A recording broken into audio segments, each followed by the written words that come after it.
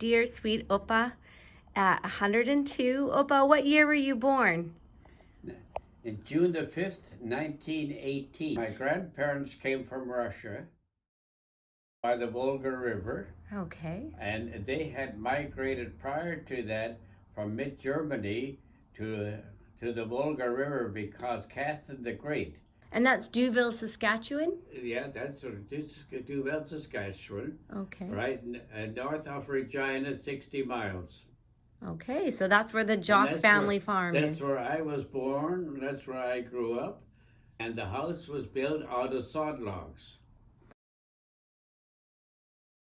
And then I went to what we call a rural school, which is called Mountain View School, because you could see the little mountains from the school. I was used to my family. I grew up in a family of 10. Wow, We 10. were 7 boys and 3 sisters. Wow, and you And are... we all lived, and some of our pictures over there, and that's my mother up here. Now, Opa, isn't there some incredible news about your mother? Yeah. Didn't she live to So, be, Opa, your mom, didn't she live to be 107? Yeah, 107. Wow. And you're 102. Yeah. You've Yeah, I'm catching up. You have good genes, Opa. You had to serve 60 days in the army. After you hit, as soon as I became 21, I had to go you had to go 60 days in the army. And when I got into the army, I was talking to some of the officers there, and I said, it seems that I'm wasting my time doing route marches 16 days a day. If I could do something on the educational line, To Vancouver, the first thing I did, I went to Christ Lutheran Church, and that's where I met Esther. And Esther was a child of a Lutheran pastor. She was sitting in the second row of the bench, and I came and sat it behind her. And of course, I didn't know her anyway. I just came from the Air Force. I was in Air Force uniform. And at that time, after church, you shook hands and you introduced yourself, and whatever conversation you wanted to have. So I introduced myself as Fred Jock, and she said she was Esther Sherman, and I said, well, your Esther.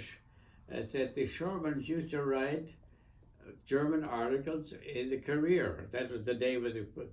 And she said, well, that was my father. And I said, well, my father thought that was the best writing that he ever read. So we had a conversation about what her father wrote and what my father talked about. That's so beautiful. So that conversation started about Mr. Sherman's writing in the Courier and my father reading the Courier, and he wrote a lot of funny things. My dad would be laughing. He said that he looked forward to that. That was the one, and I had those children magazines. So that was your connection. I had them for a long time, and then I think Roberta has some of them. Dark, not the light, the dark red hair. Yeah. And of course, a smile that would set your heart flattering, And she always had that very kind. She was brought up in the parsonage. In the parsonage, her father took her along to visit people. So she got used to people, and meeting and chatting.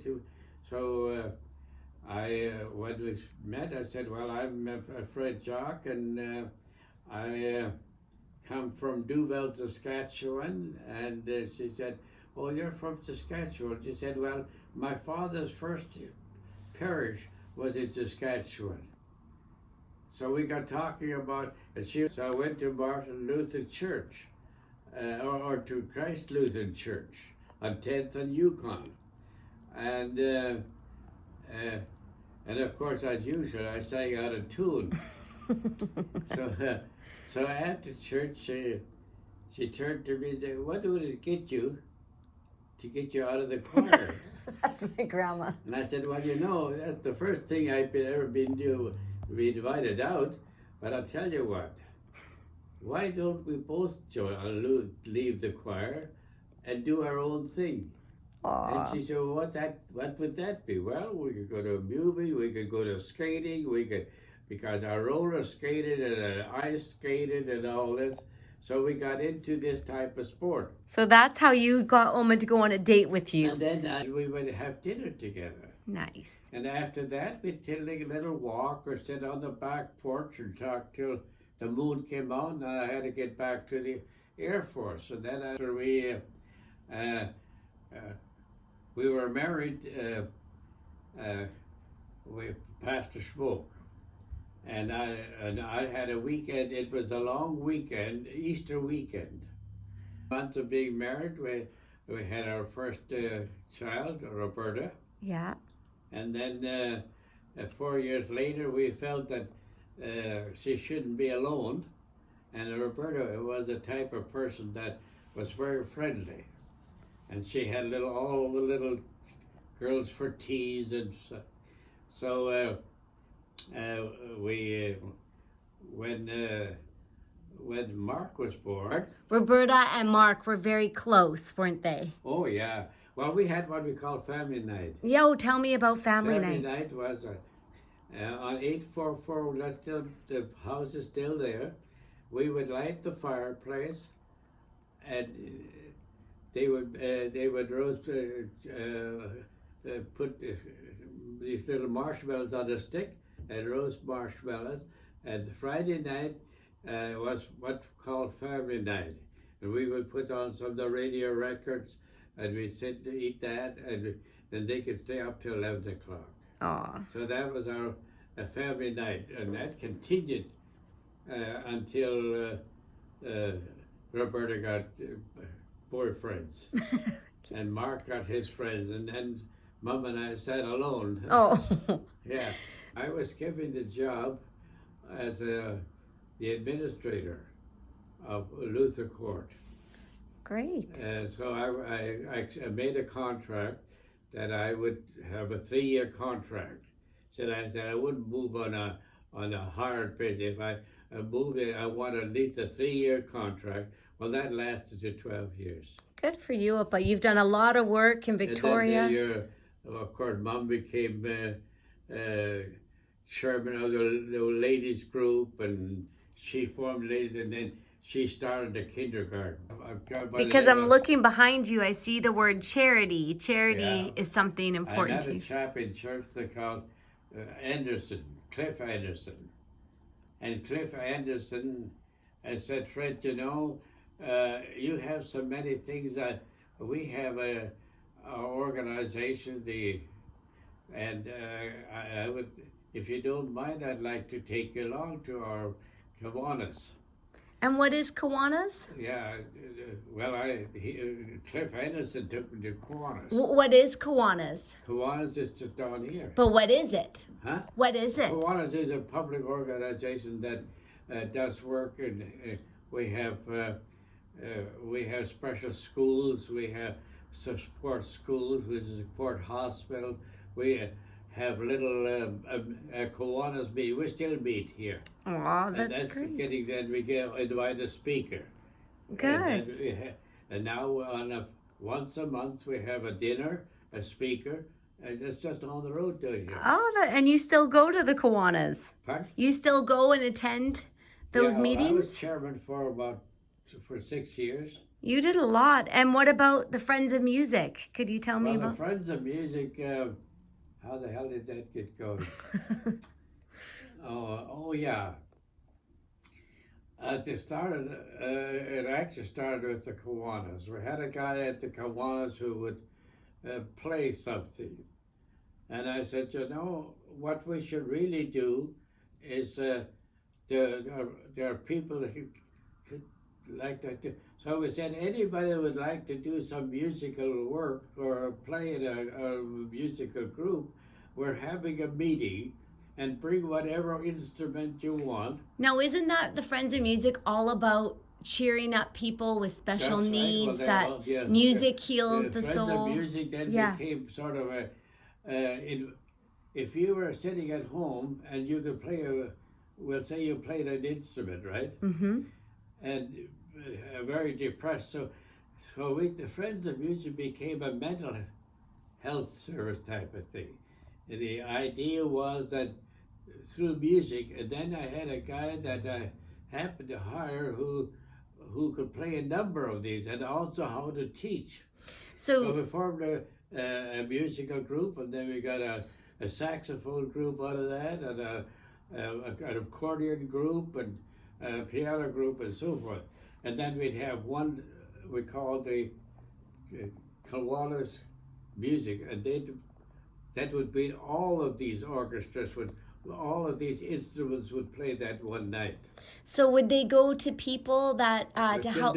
That's still going. Would it help people that were suffering from depression or loneliness? was the That's purpose. what's the purpose? See, what we did, I would see someone sitting by himself and trying to play it. I'd invite them along and said, come along and join. And of course, we started the idea that if we invited someone, we made sure that everybody in that orchestra would talk to them. Aw. I say, shake hands when they came and say, let's have a cup of coffee together. So before our meeting, we would have a donut and a cup of coffee with new friends. That's so So beautiful. the thing got growing and growing. So, Friends of Music is people coming together to help with heal mental health through connection and music. Well, you see, music helps mental health because music cheers you up, right? Yeah. It's an antidepressant. You play your music before you know it, you want to sing. Mm-hmm. So people came from musical instruments to a chorus group. Nice. And so that means that these people who used to sit at home and by themselves would become in the chorus group or in the violin group and so forth. Aw, And that's then we had the Friends of Music organization. We have that form there. that's wonderful, Opa. You've done so many wonderful things. What does it Well, mean to have faith The to faith you? to me is the foundation. The foundation of what I want to do and what I think is the right to do. It gives you the foundation to say, what can I do that's useful in this world, right? That's first thing. Faith is faith in God, is a triune God. And when you look at the triune God, Jesus came and ended up on the cross, right? And so we had the triune God, God the Father, God the Son, God the Holy Spirit. Triune God, and of course Jesus who gave his life on the cross. And that became our center, and it still is, of course. Christ Church is right over here. Yeah, you're a very active member of the church, and I know church has been a big part of your life. I've gone to many church services with you, and I've witnessed your singing. Well, you see, the first church that we had was St. Paul's Church in Duval. We gave the land for the church and the cemetery. Mm-hmm. That was a donation. And my father and Mr. Martin built that church. So, Opa, I see behind you 3 words. I see hope, faith, and charity. See That's behind right. you? Tell me Yeah. what those 3 words mean to you. Why Those stand out, and I see hope, peace, and love. Can you tell me about these words? Those were the foundation of our faith. Hope. Hope, faith, and charity. What does that mean to you, Opa? Yeah. Can you tell me what that means to you? Hope, faith, and charity? Well, hope is something, if you have no more hope, you're a depressed person. And you can be a suicidal, see? That's hope. Now, to continue with that hope, you must have faith in something, right? In other words, hope is supplemented by faith. That I believe in you as my best friend that I have. And I always have, when Andrea says something, I must play, well, that's right. In other words, I know she would do me no wrong, right? That's hope and faith. So you combine the 3, You have hope. You have hope in that. When you start with hope, then you have to have faith. You can't just have a hope and do nothing. And hope, faith, and Charity. charity. Now, when you do those two, you want to do something. In other words, how can I help others? So that leads into the third stage. That's amazing, So Opa. that you help people who need help in whatever form you can. Great With way that, to look at living. I had my children, Matthew or Roberta, and your dad. They were confirmed, right? Yeah. And, Yeah, I remember you made me get and confirmed. They formed the Luther Leagues and Yeah. the young peoples and stuff like that. Aw, well, Opa, I appreciate that you've brought me up with hope and faith because, you encourage me to go to church and Well, you've brought that foundation to me. I still mention that to your dad. I said, the one thing you never don't give up hope. If you're sick, hope for better. And I said, you've had this, you've had that. Always look tomorrow, it'll be better. Mm-hmm. And I said, you give that up, your system starts going down. That's so wise, Opa. That was beautiful words. The other question somebody asked and wanted to know is, what is the secret to living a happy life? How do you stay so positive? Oh, a happy life? Yeah, how to live to 102? What are some of your secrets to living a long? Hope, faith, What are and your charity. secrets to a long happy life? A happy life is not sitting at home and looking at the TV. A happy life is to say, what can I do over at Luther Court? What can I do at the Kiwanis Club?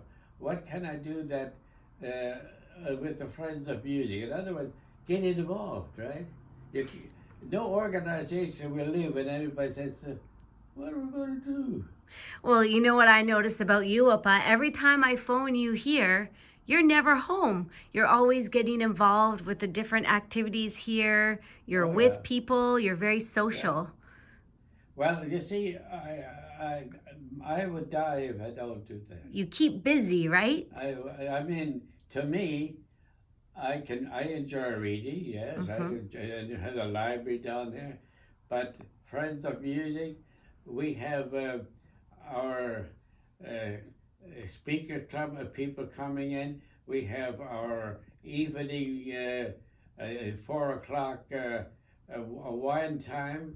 Come down and sit around and have a glass of wine. You see, and that's what I started. I said, when I came here, there was basically nothing, And I said, if I would like to know that person. Now I know everybody. Well, it sounds like you like to keep busy, Opa. So would you say that keeping busy is... Well, not just keeping busy for the sake of being busy, doing something that has a value to either society or to a person. Wow. I belong to the visitors group. Yes. So somebody in the... I can't do it now, but when anybody was in the hospital, I had 3 people that we would go and visit, make sure that one of us went to visit that person at the and when you're there, the person in the next bed, you talk about values of life and the person said, "Tell me more what you told him." So it spreads. Right. So you're there to be of service, to be helpful, and to bring value to the world. Yeah. What to bring value? No, I'm just said that I think the secret to your happiness is not just being busy, but it's bringing value to the world. Well, I think to happiness is something you must build within yourself. You must have a purpose. So when the children grew up, I said, "What would you like to be? What do you want to? What would you like to be?" Well, Roberta said she'd like to be a soldier. Can you say that again? So faith is very hard to define because it's a personal thing. Now, you can look at that picture up there and say that doesn't mean a damn thing to me, right? I look at it and say, gee, that brings me happiness. So faith is something that you build. It's built in yourself, and it also depends on your background. Now, I was brought up in the religious program, right? So that's a faith. I believe in God the Father, God the Son, and God the Holy Spirit. I've been confirmed, and I still go to Bible class, and I still go to study groups. That is, study groups that are based on religious topics, either the old history, or the life of Moses, or something like that, or the life of Jesus. We are studying the life of Jesus from the time he was born to Mary and Joseph, right? That's so beautiful. And how Opa. that became involved as a being, as a spiritual being. So, Opa, how does having faith, how do you feel that has impacted your life? What? How has having faith impacted your life, and what does having faith do for your life? To me, if you have faith, if you lose faith, you become a nothing. Because if you don't believe that this is a room that you can enjoy, then there's nothing in it, right? In other words, if you look at that picture there, that doesn't mean a damn thing. There's nothing in it then. It's a personal thing. It's a personal thing that you develop as an appreciation, as a thing of joy, and a hope that someday you might even do something with it. Might you even draw something. Nice.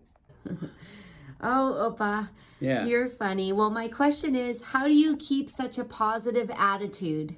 How do I keep that positive attitude? Well, first of all, to have a positive attitude, you have to live a positive life. In other words, you have a purpose in life. If you haven't got a purpose, you can't have a positive attitude. So you have to get up in the morning and say, what can I do today that satisfies myself and my friends? Aw. You are certainly cheerful, Opa. The biggest compliment that I hear about you is how cheerful you are and how happy you are. And you definitely don't stay sad for too long. And that's one thing that, or you don't sit around feeling sorry for yourself. I find you to have a very good, strong mental attitude. How did you get to have such a good, strong mental attitude?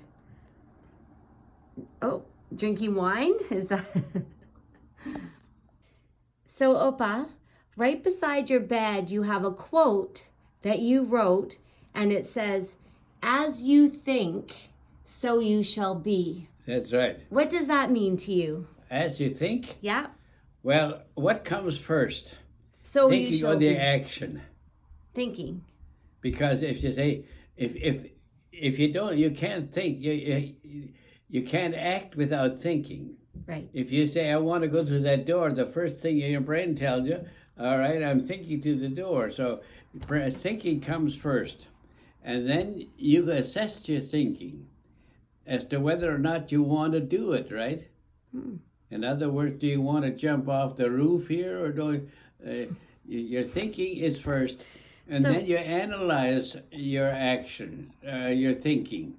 So, Opa, let me ask you a question then. You seem to stay very positive. Yeah. So how do you know to choose the right thoughts? How do you keep so positive? When negative thoughts come to you, what's the advice you can say to not think negative and choose the right positive thinking? You see, to think positive or to talk positive, you have to think positive.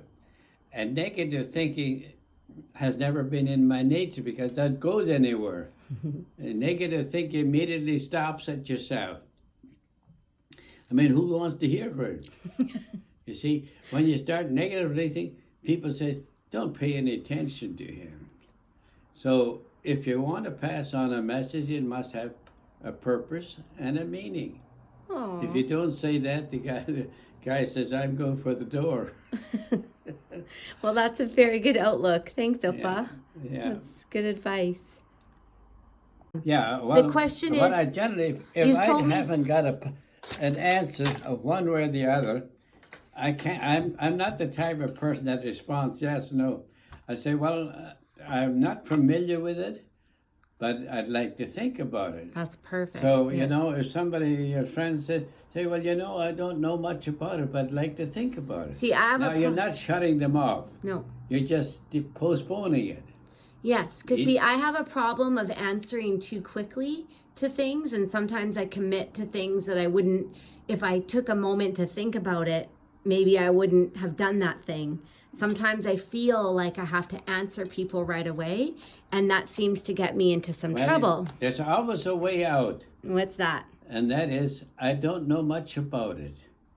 Okay. So if somebody makes a statement and you don't know how, you don't want to avoid them or annoy them, you say, I really don't know much about that. Or let me think about it. If somebody asks you to do something, maybe I Yeah, can I always respond say, with, let me think about it.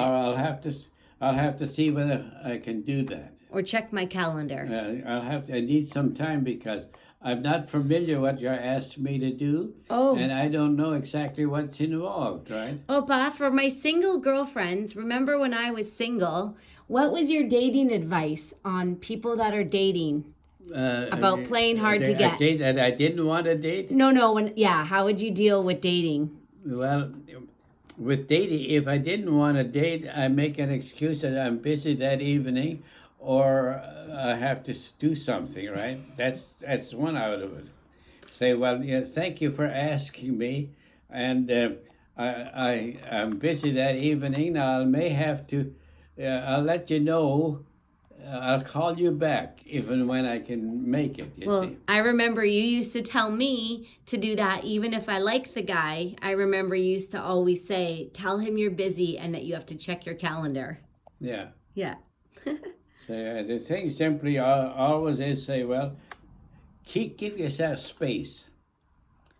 You know, instead of a flat no or something like that, give yourself space to say, well, I'd like to think about that, and I'll have to check my calendar at home to see whether I'm busy. If somebody's asked you where date's Friday night is, and you really don't know, you say, well, I'm going to have to check my calendar to see whether I have anything listed for that, and then we can talk about it. And I wouldn't commit myself. I said, I can talk about it, you see. Perfect. And then when you get home and you don't like the guy, say, gee, I'm so sorry, I can't make it tonight. And now you haven't offended it. Right. Because you didn't say, well, go to hell or don't call me again. You're funny, Opa. Determine what type of person that you're talking to. Is it somebody that likes to be quiet or somebody that doesn't shut up? So, you know, you have it somewhere. Now, if you want to get something that to get the person talking, you say, now what are sort of what are your favorite interests? You know, what do you like doing? And somebody will say, well, I have nothing. On that case, there's not much to talk about, right? But if you say, well, I like to play football, say, well, now, are you on some team, or what position do you play? You play that up. So you're talking about personal relations with people, Yeah. how to build good relationships. Yeah. So you're saying be interested in other people. But You're saying the best way is to be interested in other people, ask them questions. whether I'm interested in them? For personal relations. Well, Is you that- know, I would say, thank you. I'm glad that I've met you. Maybe we'll have another opportunity. Yeah. You don't make any deals. Say, well, I like to you, and maybe we'll have an opportunity again, right? Yeah. Now you didn't make any commitment. You said, well, that was interesting, and maybe we'll have another opportunity to meet. I've met people that wanted to be dated and so forth. Well, that's very nice, but I'll have to check it out and see what's up. See, you just don't say, well, go to hell, You're funny. which is the easy way out if you want to lose friends. Opa, the final question I have, How do you keep so fit? What are your secrets to keeping yourself in such good shape at 102? Well, the one thing, I have daily exercise. I go down to the daily exercise, and I walk as much as I can around the building. In other words, I keep moving. And at night, before I go to bed, I do bicycle pedaling. I lie on my back and pedal like heck. And your skin looks so good. Can you show me the face exercise again? Right? What do you do to keep your skin looking so good? What's the face exercise? I didn't get... The face. You do the face exercise? Oh, how to get my face? Yeah, face. Well, your face... No, the face. The face exercise. Yeah, okay. You do that, What I right? generally do, I always rub my face virtually all the way around. And what does that do? I see you do that a Because lot. You have to, right from the neck on up, and then I start from my knees, and I rub my body, and I rub all my before I go to sleep every night. I Wow. do my exercise. Well, and what does that do to your face when you rub it? Because you have really Well, good skin. See, that comes also from the fact that my mother's face never changed. Okay. She hardly had a wrinkle, so Wow, it's so you're partly saying it's hereditary. Genes. Yeah. So if I rub my face, I won't get rid of my wrinkles then? Now, who were we talking to here? Okay. Opa, thank you for sharing all your words of wisdom to everybody. Well, the joy is mine. Well, you have a lot of fans Because and other people than that love I you. only have the four walls, and they don't talk to me. I have pictures that are, like the Good Shepherd over there. Yeah. That I got that from the church in Coquitlam when I left there.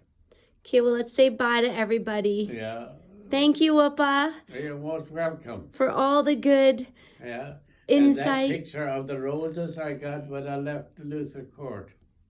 That one up there. Aw, That let's gold, take a look. The gold, yeah. That's so beautiful. Yeah.